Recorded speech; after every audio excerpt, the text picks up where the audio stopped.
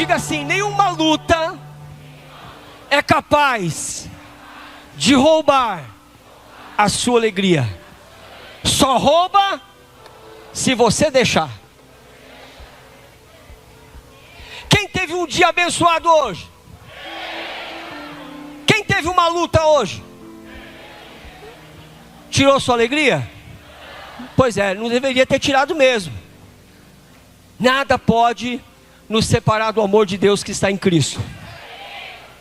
Ontem, sexta-feira, eu viajei. Fui para Sorocaba fazer um congresso de missões e células. Viajamos na sexta, saí de casa, meio-dia, a nossa colaboradora liga e diz: pastor, não tem água. Vou ter que passar pano molhado aqui. Eu digo: meu amor, faz o que dá. É ou não é? O que não dá, não dá. Aí o irmão diga assim: o que dá, faz. O que não dá, paciência, irmão. Viajei, fui dormir meia-noite, acordei 5h30, fui fazer o congresso até meio-dia. Saí de lá, fomos para Piracicaba, de Sorocaba para Piracicaba, sem almoçar. Chegamos lá em cima, porque ia começar 3 horas da tarde. Saímos de lá, era 7h30 da noite. Eu cheguei em casa, era 11 e pouco mais ou menos. Irmão doido para tomar um banho. Depois de um dia, de um calor extremo no interior, pregando, eu chegava a estar colando assim, ó, o pescoço. O braço, se eu ficasse assim, não levantava mais. Eu tinha que ficar assim. Fui tomar banho, irmão. A pastora diz: ó. Falei: o quê? Nada hoje? Ela disse: não, ó, tá sem água. Sem água? Eu falei: não pode. Liguei na portaria, falei: escuta, não tem água? Falou: tem sim, tá fraquinho aqui, mas tem. Mas eu moro no morro, irmão, lá no condomínio, na parte mais alta, e a caixa d'água fica 3 andares para cima. E eu fui abrir a torneira estava assim, ó. Falei: Jesus, bom, vamos ficar um dia sem tomar banho, não vai morrer, né? É cruel, né, irmãos? Falei: bom, de madrugada a água chega, não é? Porque o choro dura uma noite inteira, mas a alegria? Eu falei: é isso que a Bíblia diz, e quando chegar de manhã a caixa vai estar? Mas eu subi lá em cima e a caixa estava vazia. Eu falei: não é possível, meu Deus, não veio água ainda, 3 dias sem água. E eles mandam aqueles notificação: a sua região ficará sem água por conta de um reparo emergencial. É assim com vocês? É os modos operantes, né? Deles. Mas aí eu fui lá na torneira. Quando eu abri a torneira, irmão do céu, o que tinha? Pois é, tinha água. Eu falei: meu Deus, não está indo por quê? Aí logo veio na minha cabeça: é barro. Deve ter entupido. E como eu tenho um filtro que passa dali do cano antes de ir para a caixa, irmão, eu tirei aquele cano. Quando eu tirei aquilo lá, fiz assim, falei: descobri o problema. Irmão, eu olhei para aquele filtro, falei: te peguei. Agora te peguei, agora eu vou tomar meu banho para ir para a igreja. Isso era 6h30 da manhã, mas estava tudo molhado, né? Irmão, e na hora de colocar aquele filtro não encaixava. Uma borracha que tem em volta tinha comido, e eu coloquei umas 10 vezes e apertava com o grife e águas. Meu Deus, e agora? Onde eu vou achar cano para poder fazer um reparo aqui? Não consegui vir para a igreja hoje. Fiquei tão assim: caramba, não vou conseguir ir para a igreja hoje. Mas sem tomar banho também, 2 dias não é possível. Bom, aí Deus me deu umas ideias. Durante o dia eu fui, cortei aquele cano e tal, emendei, fiz uma ligação direta. Sabe aquela ligação direta? Ah, irmão, quando eu subi lá em cima, irmão, só vi o barulho na caixa. Oh, que benção, irmãos. Mas sabe de uma coisa? Eu cantei o dia inteiro, molhado, com sereno. O sol já tinha saído. E eu não tinha colocado a minha PP, a Pitch One. Essa era a Pitch Two. Eu estava sem, irmão. E o sol já estralando. Falei, meu Deus, o que está queimando meus cabelos? Aí fui pôr a mão, não tinha mais, esqueci. Mas louvando ao Senhor. E nada pode roubar a tua paz.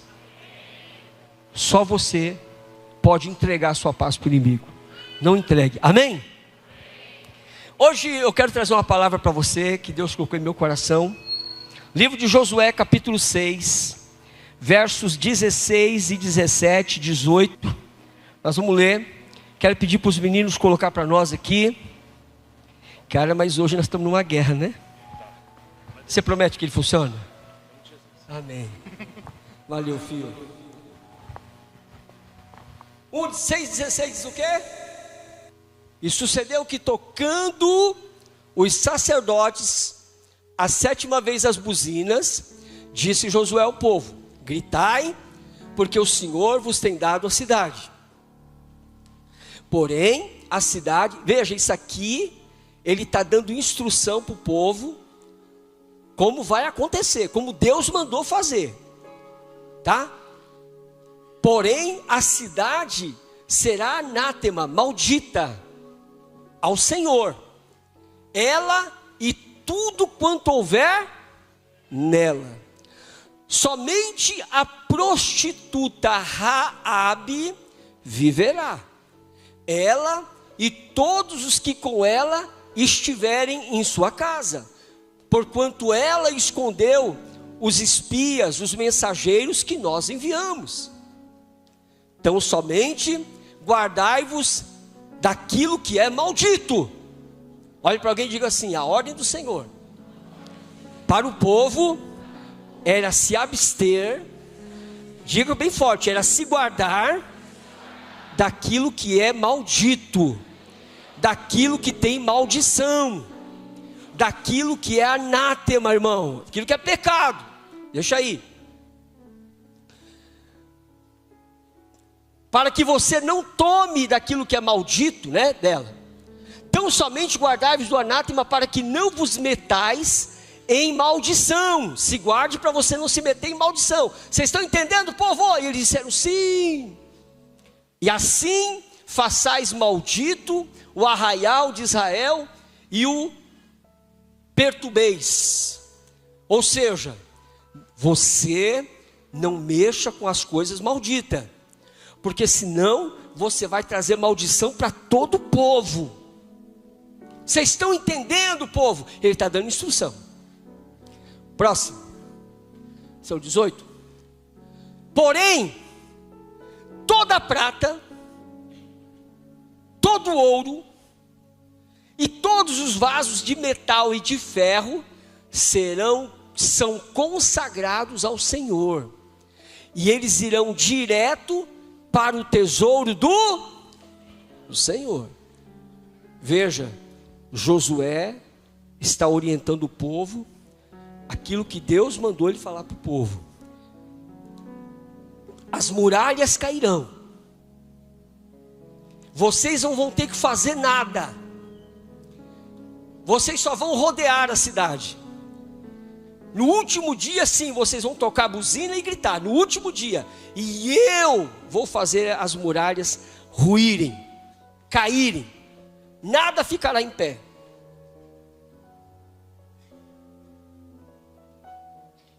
Vocês entenderam? Entendemos. Tudo que está nessa cidade é maldito, mas o ouro, a prata e o bronze e o ferro, isso será consagrado para o tesouro do Senhor. Deus já estava preparando para aquilo que estaria acontecendo lá na frente, o tabernáculo, templo e tudo mais. Então não mexa naquilo que não é teu.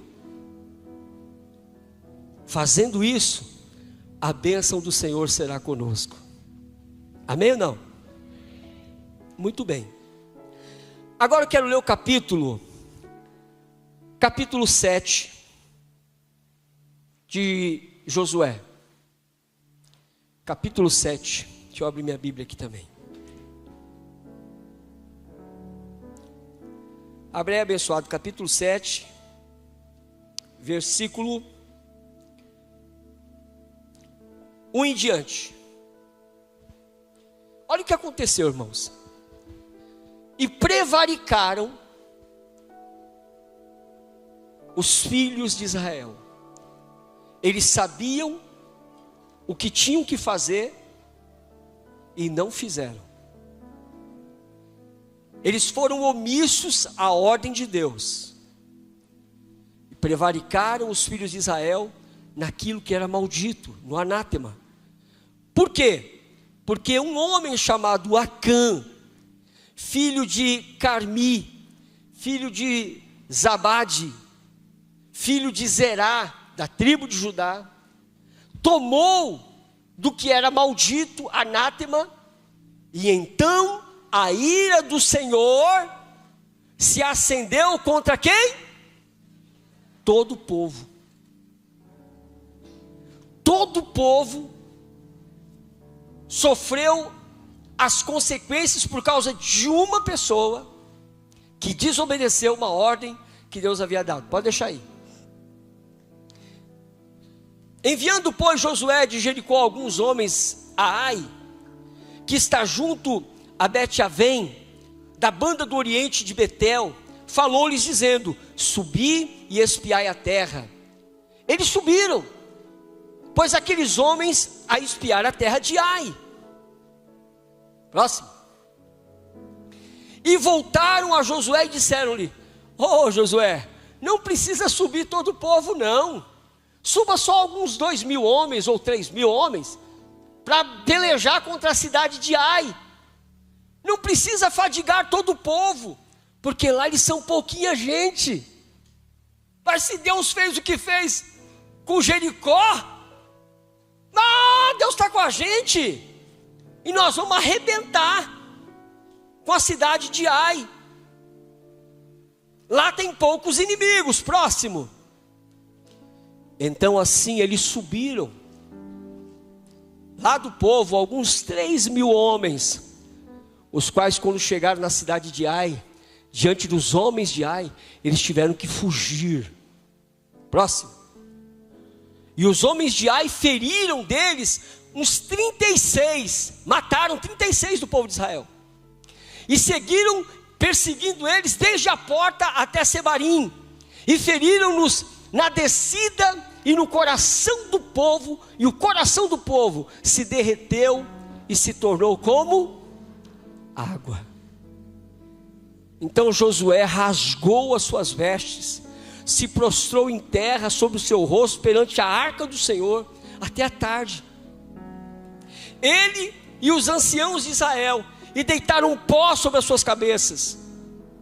Ele estava assim, totalmente quebrantado, não sabia o que tinha acontecido, e disse Josué: Senhor Jeová, Senhor Deus, por que com efeito fizeste passar este povo o Jordão?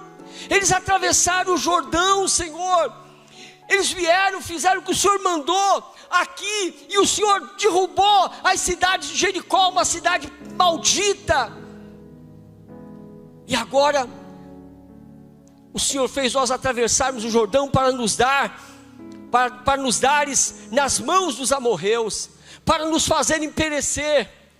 Tomara nos contentaremos se tivéssemos ficado além do Jordão. Começou a bater o arrependimento em Josué. Por que a gente foi atravessar o Jordão? Senhor, que direi, pois? Israel virou as costas diante dos seus inimigos, eles fugiram dos seus inimigos. Imagina Josué, um general de guerra, um homem de batalhas, ter que contar isso para o povo.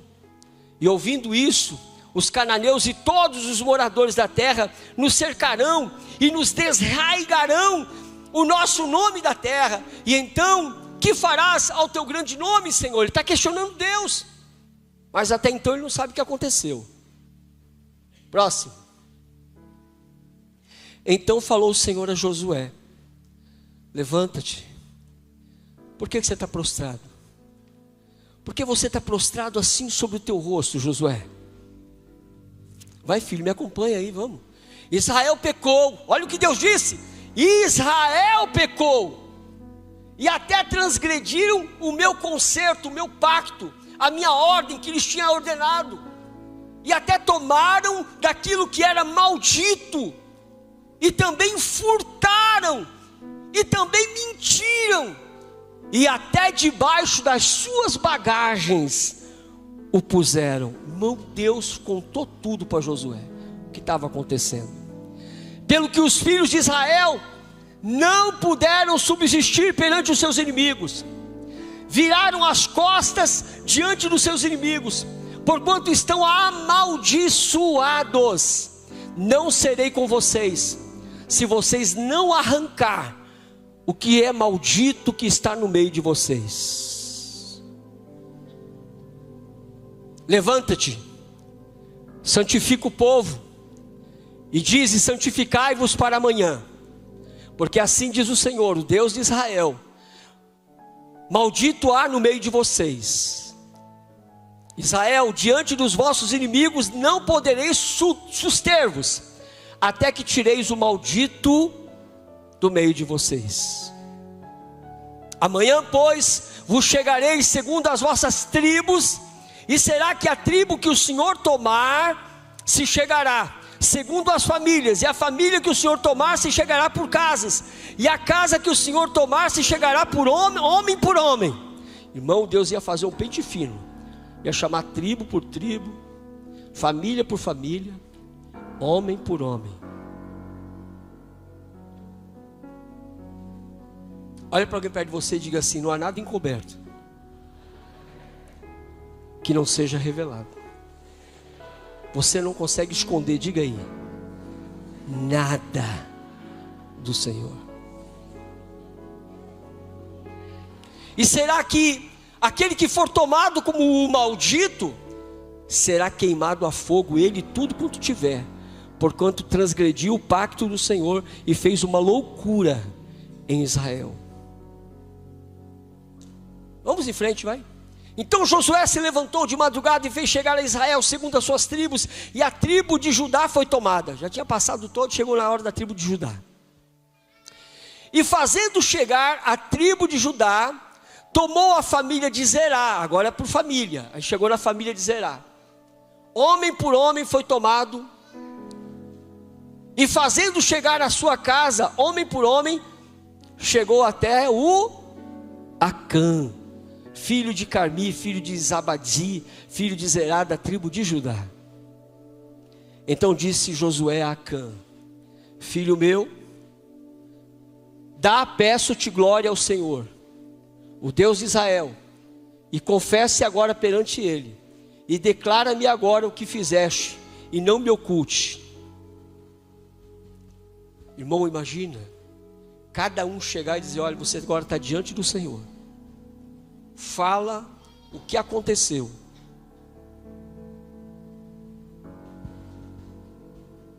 E respondeu Acã a Josué e disse: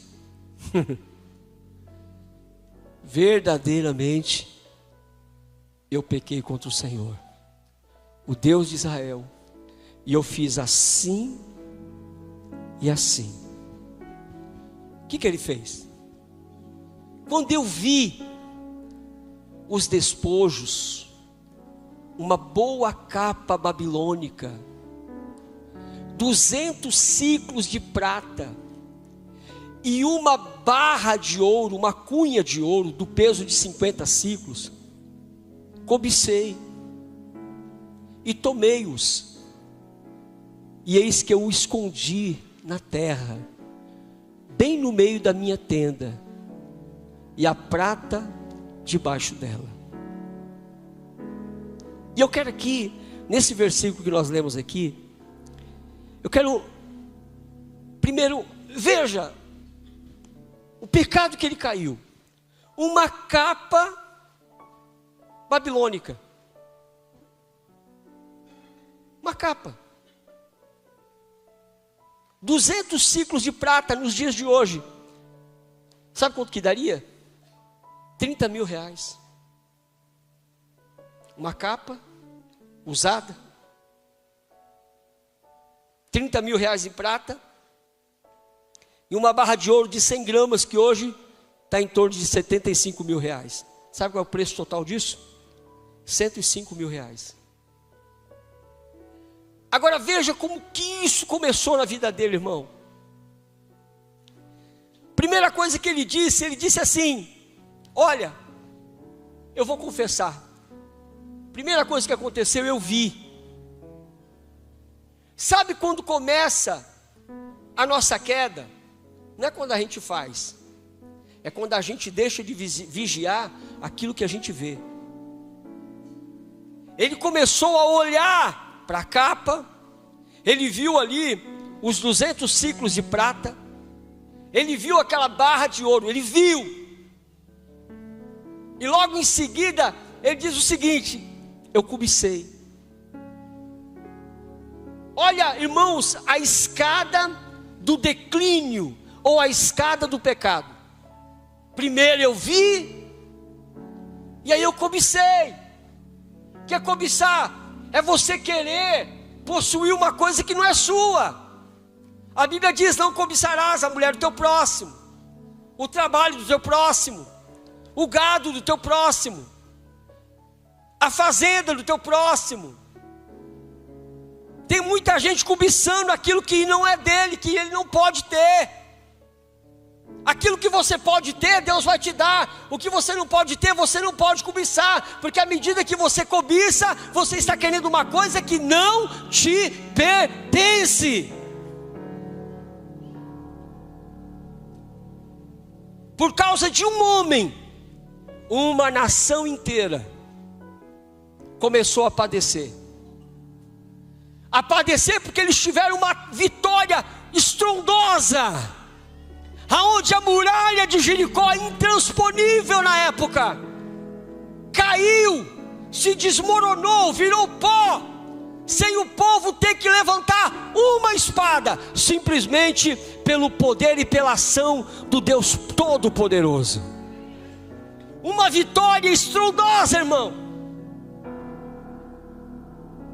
Então, quando você tiver uma vitória gloriosa, e que Deus te dê muitas vitórias, eu profetizo sobre tua vida, sobre tua casa, que Deus vai te dar grandes vitórias. Irmão, quando essas grandes vitórias chegar, vigia, porque a estratégia de Satanás é colocar banquetes na sua frente, manjares na sua frente. A estratégia do diabo é fazer com que você se desvie. E normalmente depois de uma grande vitória, as pessoas estão dispersas, celebrando. Tive uma vitória, há um mês já tive uma vitória, passou 2 meses, tive uma vitória. Ei, celebrou a vitória agora? Pega a espada na mão, o escudo na outra, e fica vigilante, irmão. Porque sempre depois de uma grande vitória também vem uma outra grande batalha. É de batalha em batalha e de vitória em vitória. Mas se você não vigiar, a sua vitória hoje, amanhã pode ser a sua derrota.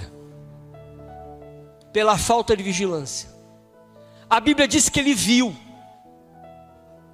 E o que ele viu era maldito. O que ele viu não era para ele pegar, porque aquilo já estava consagrado para ser separado para o tesouro do Senhor. Pastor, Deus vai fazer conta de 100 gramas de ouro, 200 ciclos de prata e uma capinha velha? Irmão, não é o valor, não é o valor material, mas é o valor da obediência, é a quebra da obediência. É a quebra de você se tornar uma pessoa rebelde, que não obedece aquilo que Deus fala. E olha, irmão, desse altar Deus tem falado com você. Deus tem falado com você nas madrugadas, na sua casa, no seu particular, nas suas orações, no seu louvor, no seu momento a só com Ele. Ele fala. O problema não é Deus falar, o problema é você ouvir e obedecer o que Deus está falando. Esse é o motivo das nossas derrotas. Esse é o motivo de nós estarmos olhando para aquilo que não é para a gente olhar, por causa da rebeldia do nosso coração,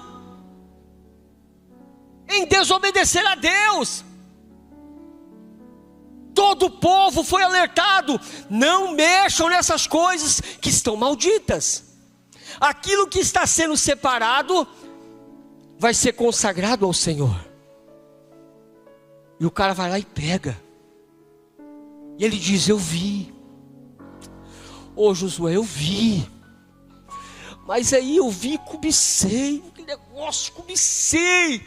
Sabe, irmão, a coisa é quando está na visão, você ainda consegue dizer não, não, não. Você consegue lutar, você consegue resistir. Irmão, você não pode impedir que os passarinhos voem sobre a sua cabeça, mas você pode impedir que ele faça um ninho na tua cabeça.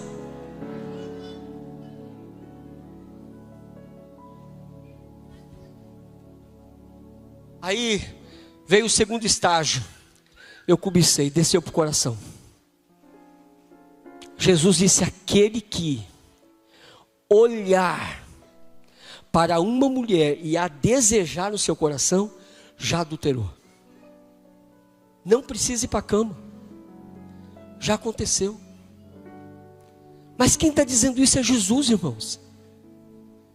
E ele chega e diz: olha, à medida que eu vi aquilo, eu fiquei olhando.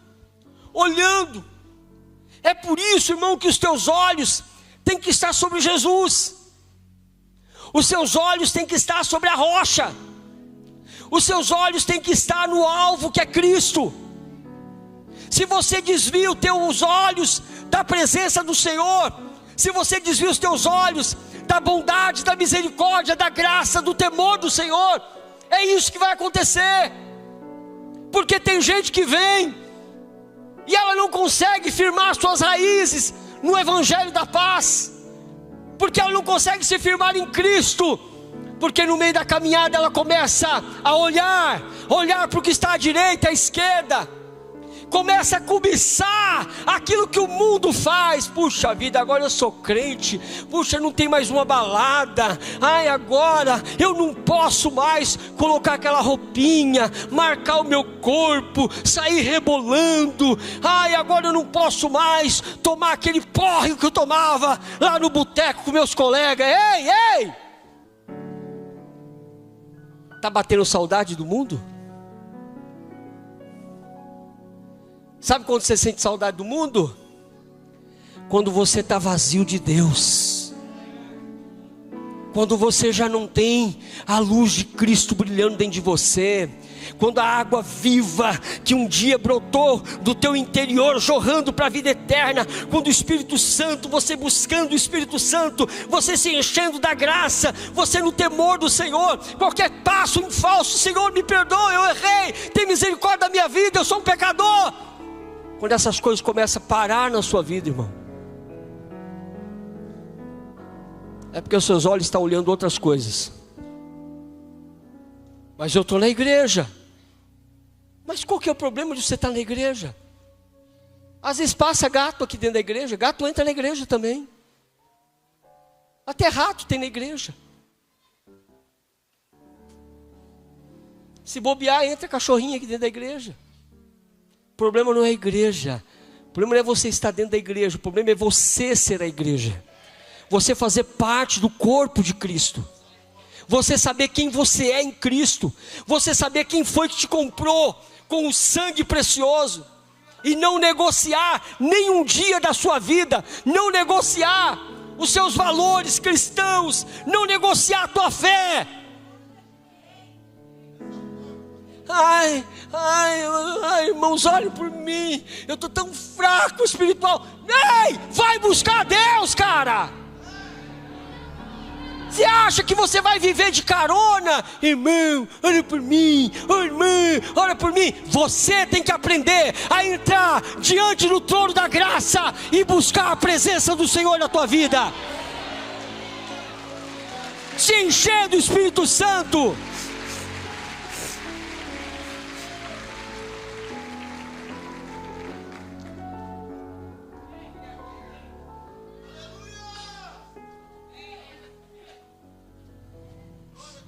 Quando você faz isso, as coisas ruins vão saindo da tua vida. Você vai se conectando cada vez mais com o Senhor. Deus vai começando a falar com você, irmão. Quantas vezes nós estávamos aqui trabalhando? Meu Deus, não foi uma, nem duas, nem três, nem quatro, nem cinco vezes. E a gente aqui assim, Senhor, meu Deus do céu, tem tanto trabalho, não tem trabalhador aqui. Daqui a pouco parecia o irmão Nino com a bicicletinha dele. Levanta a mão, irmão. Maurino. Ô pastor, eu estava lá na minha bomboniere trabalhando. Deus falou comigo assim, vai lá na igreja ajudar. Tá precisando de mim? Eu falei, irmãos, eu só não vou falar que você caiu do céu, porque o último que caiu do céu foi o diabo, né? Mas foi Deus que te mandou aqui. Não foi uma, nem duas, nem três vezes, irmãos. O que é isso? Ele estava trabalhando na bomboniere dele. Ele falou, pastor, Deus falou para mim, fecha aí a bomboniere, ou então deixa a esposa aqui e vai lá na igreja. Eu falei, irmão, glória a Deus porque você ouve a voz de Deus. Nós temos que ouvir a voz do Senhor. Quando você tiver dúvida em como tomar uma decisão, busque o Senhor, irmão. Ele te guiará em toda a verdade. Agora tem coisa que você nem precisa buscar o Senhor, você tem que ter discernimento. Ah, eu vou dar um calote naquela loja que eu comprei. Senhor, guia-me, Senhor. Dou um calote, que dia? Deus não vai te guiar nisso. Ele vai te guiar em verdade. Quem está me entendendo, diga amém. Então ele chega e diz o seguinte: eu vi, cobicei. Aí vem o terceiro degrau. Peguei, vi, cobicei e peguei.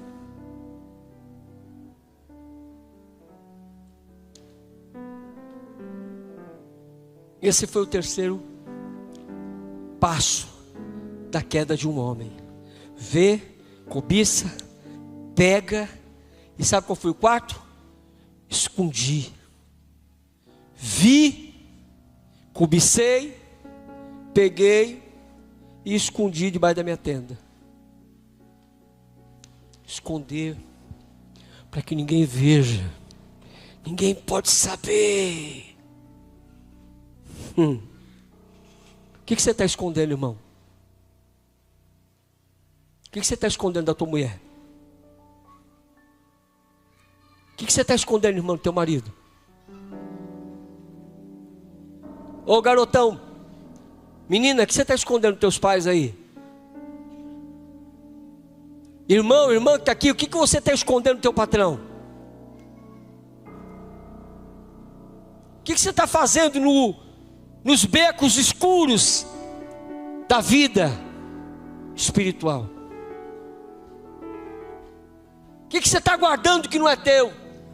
Que Jesus já tinha limpado você, tirado de você, e agora você vai ver, cobiça, pega e esconde de novo na tua vida.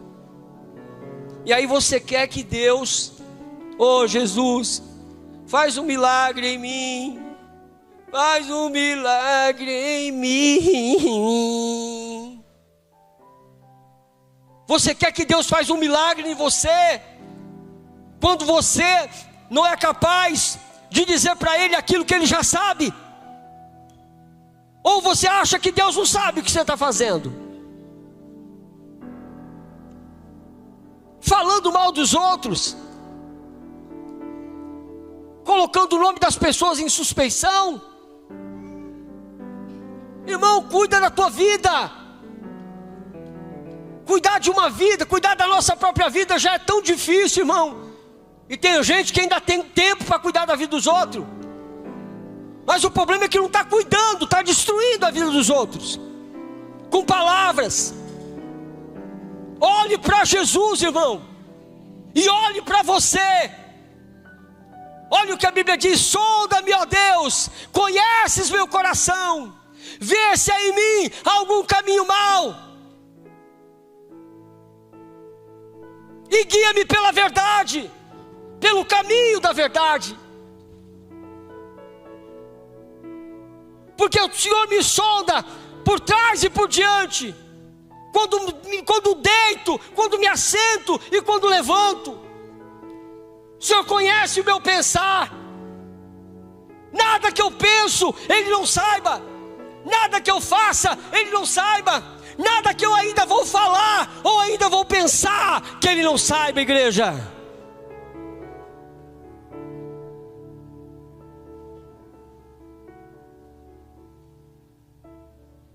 Que esse silêncio ensurdecedor dessa noite seja de fato um grito da tua alma, a dizer para Deus: Deus, eu sou essa pessoa, por favor me perdoe, Senhor. Quem sabe Deus está trazendo a sua memória aqui agora, os seus dias, os seus pecados. Quem sabe agora Deus está trazendo a sua lembrança, a sua memória, aquilo que você está fazendo, e que parece que a tua mente está tão cauterizada que você não consegue sentir dor por aquilo que você está fazendo.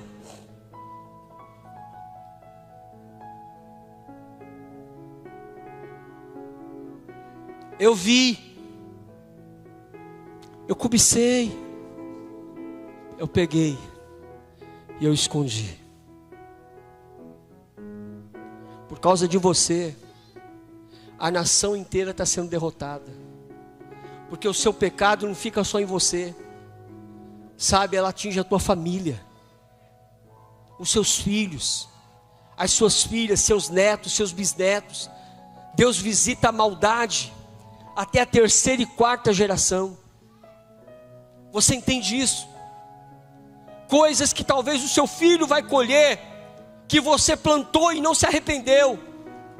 Coisas que talvez o seu neto vai colher por atitudes que você teve e não se arrependeu. Os seus bisnetos vão ter.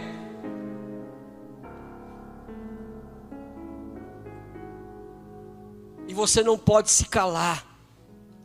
Você não pode achar, irmão, que isso não tem nada a ver com você. Isso é coisa de Acã.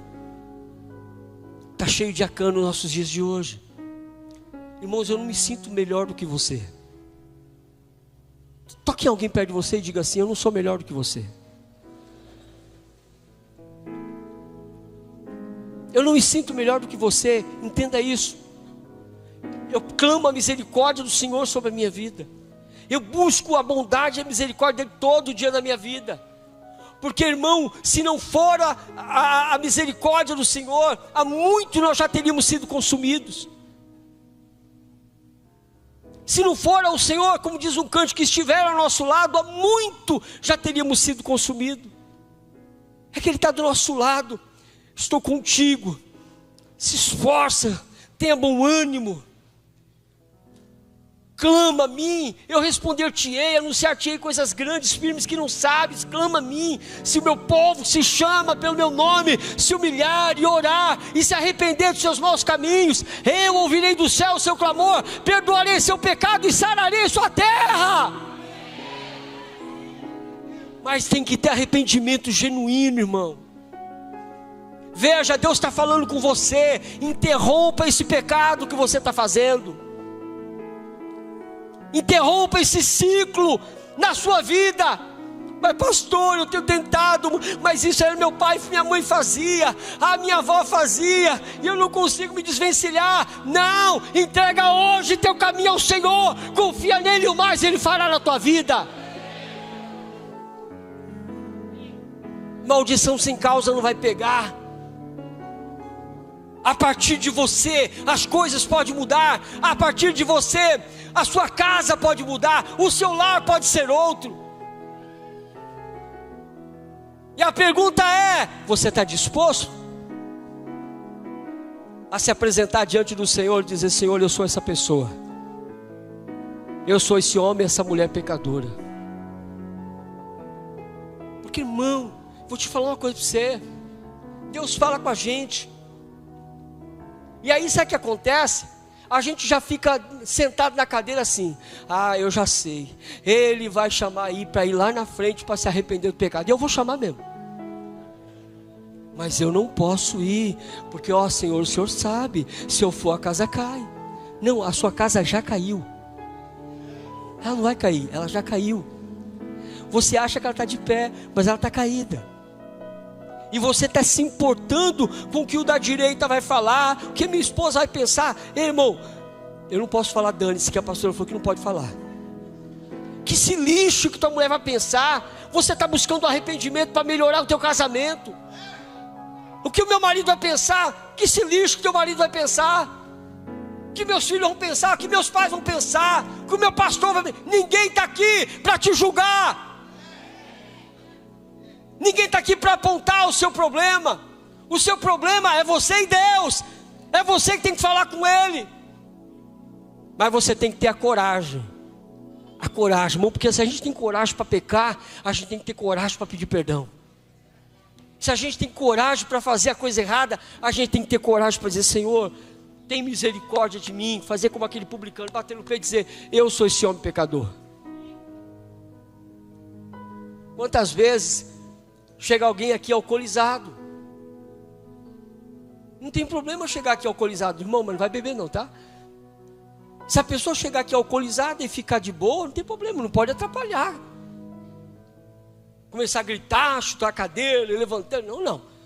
Pode chegar bebinho, ficar sentadinho quieto, não tem problema nenhum. Ouvindo a palavra. Eu já vi pessoa vir bêbada aqui na igreja. Quando chegar na hora do altar, a pessoa começa a vir chorando no altar, bêbada. Que coisa linda, um cara bêbado, ouviu a palavra, está se arrependendo. E o cara de cara limpa, com suas faculdades mentais 100% ouvindo, mas está lá, coração de pedra, eu não vou. Só falta roncar.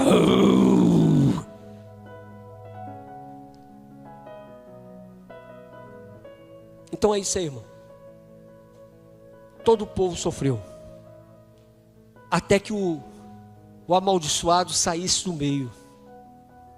30 e poucos homens morreram, todos foram perseguidos, humilhados. Deus se afastou do povo, disse: não estou mais com vocês, porque tem pecado no meio de vocês. Quando o pecado sair, eu volto a dar vitória para vocês. É assim que Deus vai fazer na sua casa. É assim, irmão. Quando você entender que viver o Evangelho é uma transformação de vida, é uma novidade de vida.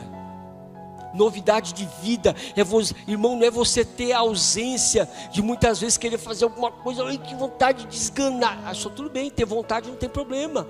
A Bíblia diz: ireis, mas não pequeis, não se põe o sol sobre a vossa ira. Não vai dormir irado. Briguei com a minha esposa de manhã, não quero nem olhar para a cara dela, tudo bem. Ah, meu marido, não quero nem ver a cara desse, não quero nem ver. Irmão, olha o louvor que diz: de dia a gente briga e à noite a gente se ama. Já viu esse louvor? E sim, de dia a gente... Ei, não há nenhum problema de você se irar, mas não deixe o sol se pôr, o dia acabar e você ficar com essa mágoa, essa ira no teu coração. Resolva. Como? Perdoe, bonequinha. Está entendendo? Não é aquele: aí me perdoe, chamar ela daquele apelido que você sabe que ela detesta. Está entendendo, irmão? Quem está me entendendo aqui? Perdoa. Eu errei aí. Eu amo você. Vamos zerar isso aí. Vamos zerar. Mas pastor, e se ela não quiser? Tua parte você fez, irmão. Coloca um louvor. Coloca um louvor. Aí o irmão vai, coloca um louvor. Sai, sai, sai. Todo o poder das trevas. Aí pronto, aí fica pior. Eu sei. Entendeu? Tem que ser, irmão. É isso.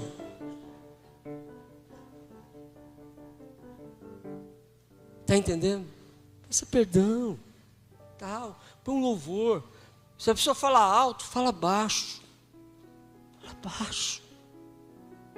Oferece um copo de suco. Amor, quer que eu faça um suco? Não. Tá bom, eu vou fazer para mim. Se você quiser, eu vou deixar aqui, ó. Não quero. Deixa, mano. Né? Daqui a pouco você menos espera, tá lá. Onde é que você pôs o suco? Ei, quem está me entendendo aqui? Sem mais delongas, porque eu já cantei demais, gastei um tempo doido aqui. Mozão, quem tem que se arrepender de alguma coisa, vem para o altar ou fica em pé aí onde você estiver. E é o seguinte, é você e Deus. E eu não vou ficar dirigindo você não, e nem vou ficar implorando para você.